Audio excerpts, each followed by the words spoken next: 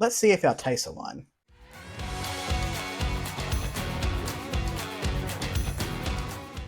Hello everyone, welcome and welcome back to A Fictional Escapist. My name is Chris, and today's video is the Do Our Tastes Align or Get to Know My Taste tag, depending on which variation you've been watching over the platform in the last couple of weeks.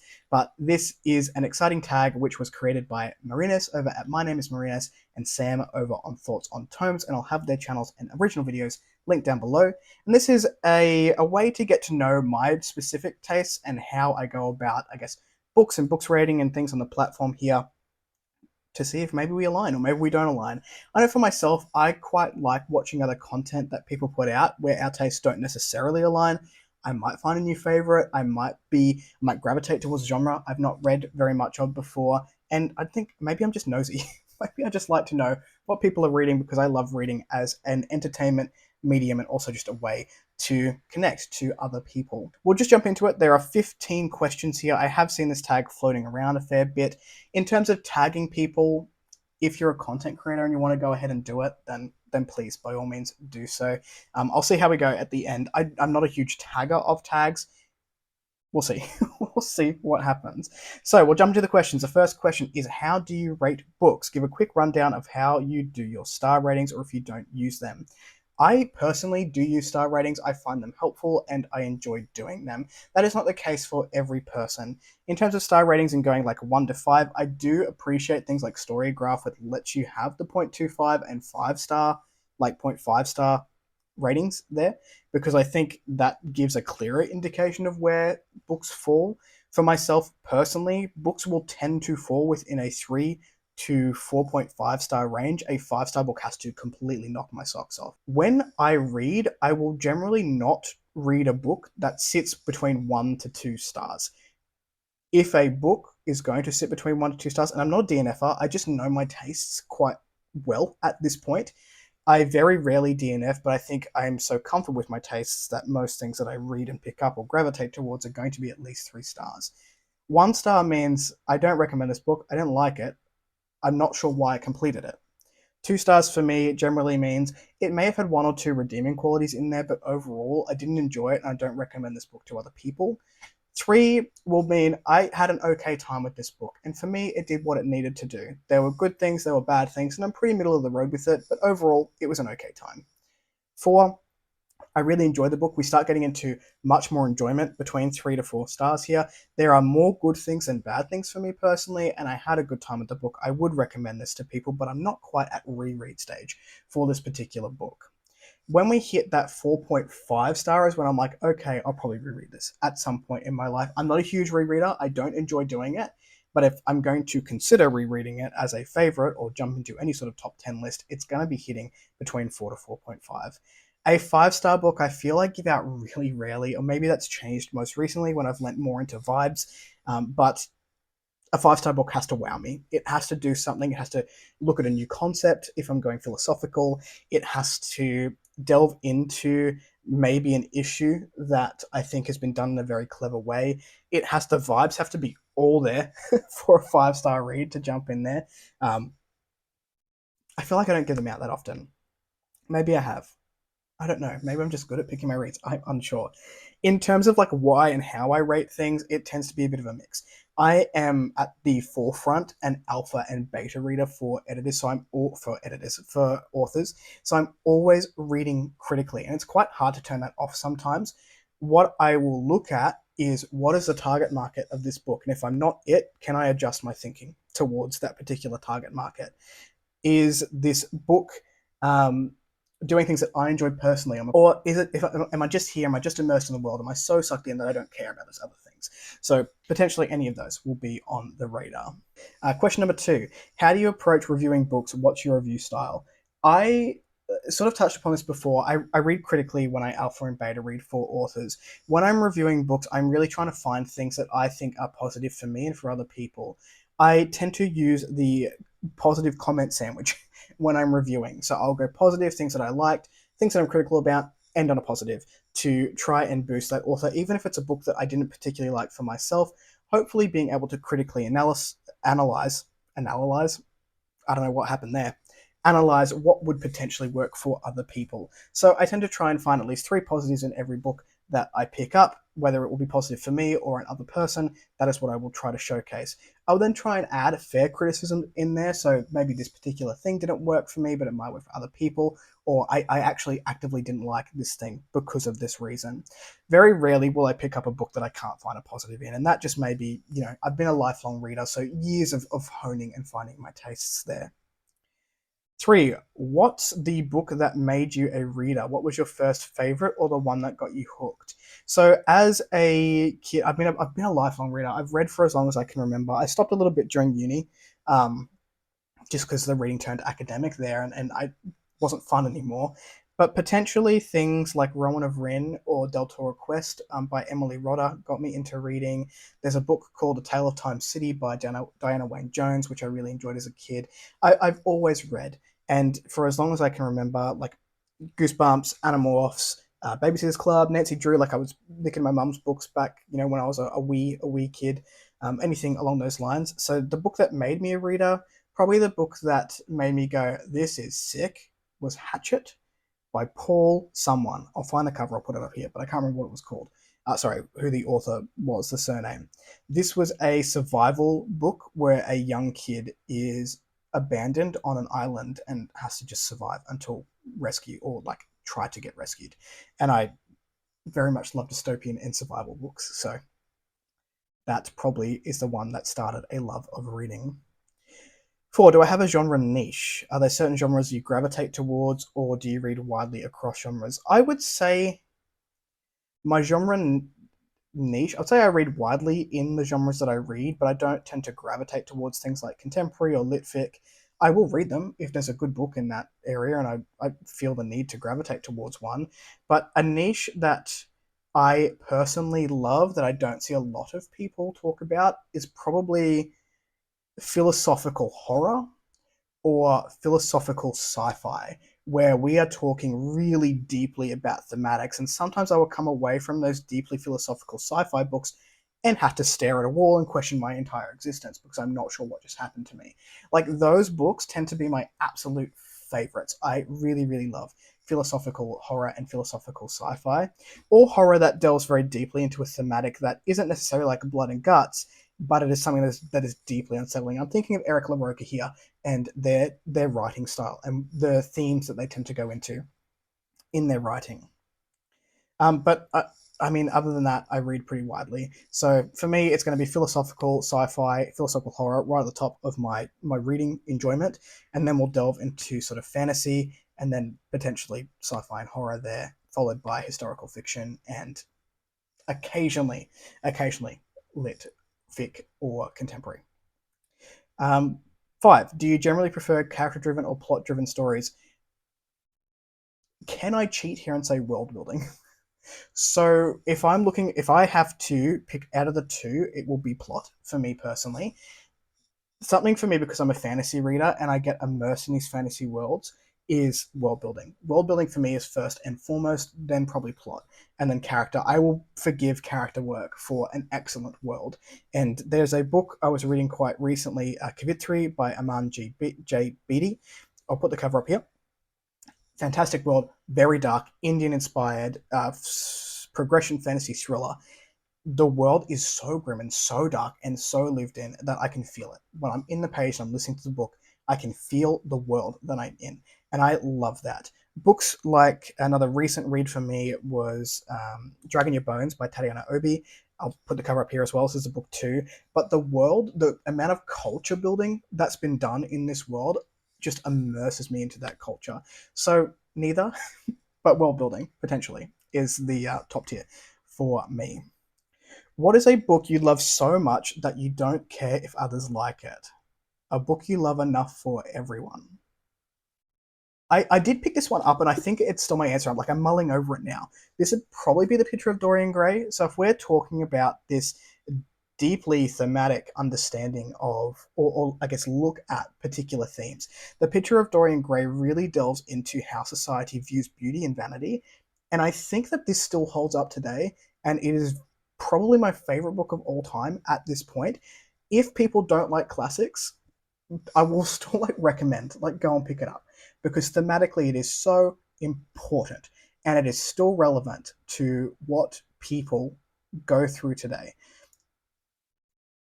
I love it enough for everyone. I don't care if people don't like it. That's fine. I will carry this burden and talk it up for my life. So that's fine. Potentially, probably Picture of Dorian Gray. What's a book you love so much that if someone doesn't like it, your reading tastes don't align? This is very interesting. So it says a book or books where a difference of opinion is a strong indicator of different reading preferences. Now, because I read subgenres, I guess, so widely in the genres that I pick, I can tend to find things within that particular subgenre or wider genre that I will enjoy and that I can still relate to people who talk about those books. So I don't necessarily think that if you don't love these books that our tastes don't align. I just think it means that, there's a smaller selection of books that we can talk about. But when I'm talking about world building, something that I really love is the Tied Child trilogy by R.J. Barker. Now, this first book can be polarizing because it is harder to get through. I find the world building of this nautical fantasy series so unique and well done that I absolutely love it.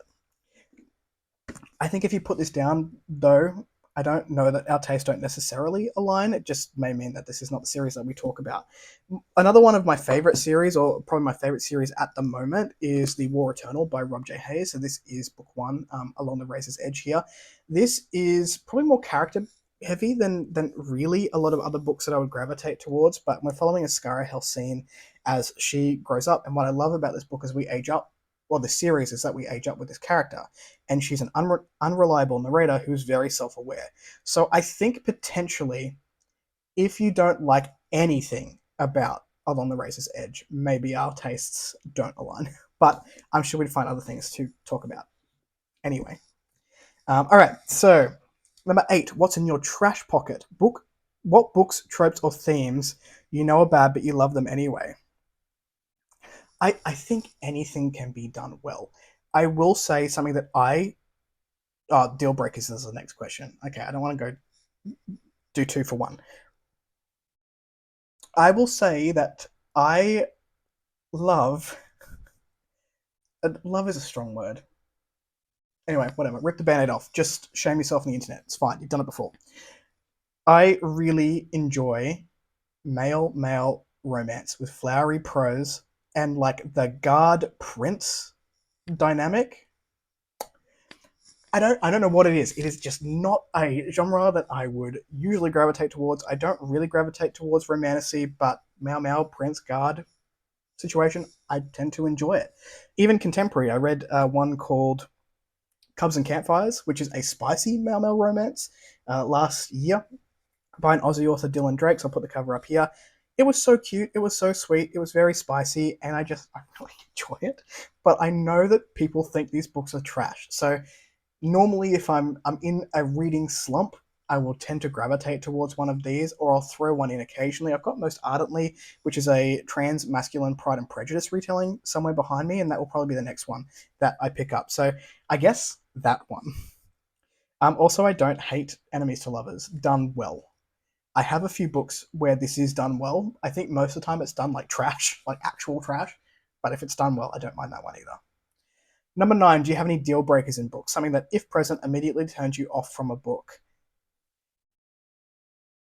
Sexual assault that has no point.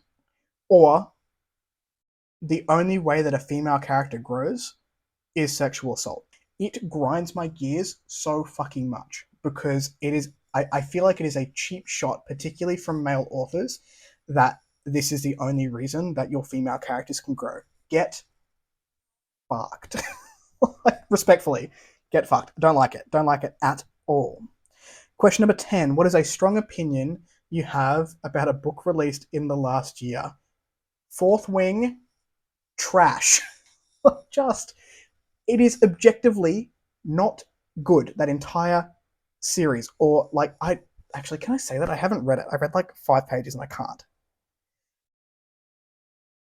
Whatever, fuck it. Fourth Wing, I don't understand. I don't get it. I just don't. I actually don't get smutty romantasy that's written poorly that people love. Personally, That is my personal opinion. If you love it, I love that for you. Question 11. What do you look for in writing? What's a standout to you? Prose, themes, voice structure, or something else? I think it's a combination. I will gravitate towards a purple or poetic prose. I love it. I love listening to it on audio. So if I have a book that has some very lush prose, I will tend to go the audio route and really enjoy my time with it. I just beautiful prose will suck me in every time. In terms of themes, I love a thematic read as well, done well. So if we are going to look at a theme, I want to deep dive into that theme and really unpack it with the author, whether that's through characters, whether that's fiction, whether that's nonfiction, it doesn't really matter. But I guess themes and prose would be what I normally get would make me gravitate towards a book. Like if you say you've got a philosophical sci-fi or a philosophical horror with pretty prose, I'm like, I don't need to know anything else. Literally anything else, I'm into it. I read one not long ago called Calypso. This is by Oliver K. Langmead. This is a sci-fi epic told in prose, like it's told in poetry, and it was so visual, and the way that the author was able to capture such imagery and themes in very few words was fantastic. So I think there is definitely an art form to writing. I don't know that I gravitate necessarily towards one or the other. It depends on the type of book and setting up the tone for that book. If I'm reading a very long, dense fantasy, for example, I don't mind longer sentences which really take its time and gives us that slow burn. If I'm reading an action novel, I want shorter, sharper sentences. So I guess depending on what type of book I'm picking up. Is that a cheat answer? I'm not sure. Question 12. How do you decide what to read next? Do you plan ahead, mood read, or follow external factors like hype? I have zero FOMO. I just don't. If something is hyped up, I no longer want to care. Like, I don't care. I will pick that up in 2 years when people stop talking about it. I really enjoyed uh, what was it called? The Greenbone Saga by Fonda Lee. I did not touch that thing when it was going around and doing its waves and being super popular. I was like, nah, that is going to ruin the reading experience for me if I pick that up when it is a very popular book. But I enjoyed it when I got to it, which was 2 years later than everyone else, and that's fine. I used to be sole TBR. I am very Virgo, very structured in that way. I like organization. But since taking on, I guess, a more active role in beta reading and alpha reading and learning to like developmental editing, my wife and I have an editing and proofreading business. It's really changed the way that I structure how I read. So these days I will do a mix. I will structure it, I'll have a TBR with the grace to mood read should I need to. 13. Where do you get your inspiration for your BookTube content? What sparks your video ideas? Other creators, trends, personal reading experiences. I mean, I like these tags. Does that count? Other than that, I just sort of go with personal vibes. I've got some staples. I do my TBRs, my reading wrap-ups, and I do a monthly vlog because vlogs are a content type that I gravitate towards. I love watching vlogs. I do not care if we're reading the same books. I just enjoy being nosy and seeing other people, or maybe I like people. So I like seeing how they live their lives and how it's different to mine. And I also, in turn, like filming vlogs to offer that to people who may be nosy about I don't know. But I really enjoy that. And there's another one, indie release list. So I'm very passionate about indie and self-pub. So every time we get releases from a couple of different authors, they put up their all the books that are coming out for self-pub in sci-fi, fantasy, and horror, and I'll do those every month. And then potentially I'll do reviews and just little videos that I've been thinking about on the side, but those are mainly vibes and what I've been thinking about in the moment. 14. If you could make any book go viral right now, what would it be? A book you think deserves more attention and why? And I'm going to throw this one out to anyone else who likes the niche of philosophical sci-fi, because I would love for this author and this book to get more recognition. And this is The Genesis of Change by Olivia J. Elliott. This, if you talk about having to go and stare at a wall for 10 minutes after finishing a book, and this is short, it's a novella, it still took me 3 days because it's thematically very, very heavy. I questioned my existence after the book. So this is following 3 alchemists who are exerting their influence on humanity, and we get to sort of see the fallout from that. But Olivia J. Elliott as an author is super experimental. As these books that are like choose your own adventure, and they're like short stories, and every decision you make gives you like a different outcome. I think they're on her website. There's another book coming out which deals with past trauma, which is called Dance with Me, and that is coming out, I want to say April, and then there's going to be a Kickstarter for a special edition of it. So I've got that one to read quite soon. I'm very much looking forward to that. If I'm looking for a thematically heavy book to sit with, it's going to be Olivia J. Elliott book. So it is small, it is self-pub, regardless of the way that you think about self-pub or indie books, I'd really recommend that one. It's fantastic. And the last one is, what are some booktubers with reading tastes similar to yours? I tend to pick and choose. I don't necessarily watch booktubers who have like my exact tastes. I would say the closest, and probably the booktuber I've been watching the longest with the closest taste to mine, would be Brittany over at Books with Brittany. So I'll have her tag down below. Fantastic channel. I really enjoy all the content that she puts out, and probably the most similar. Also reads, other genres, and dabbles a little bit more than I do, maybe outside of SFF. But yeah, probably Brittany would be the closest. More recently for me is Faye over at Books and Chocoholic. I think we have relatively similar reading tastes, as well, leaning into, I guess, historical fiction as well. So I find that Faye's recommendations for historical fiction will scratch that itch for me, but we tend to align quite a lot on the books that we read. So looking forward to hopefully doing more buddy reads with her, and maybe Abel Montero. So I'll have him down below as well. I don't think he does tags, but I'll link his channel down below. He is so passionate about sci-fi and fantasy, particularly indie sci-fi and fantasy. So those three. That was the get to know my taste tag, do our taste align tag, however way you want to look at it. Do our taste align? Let me know in the comments down below. If you like the content, give one of those. If you want to see more of it, click subscribe at your will, and I will catch you in the next video. Ciao.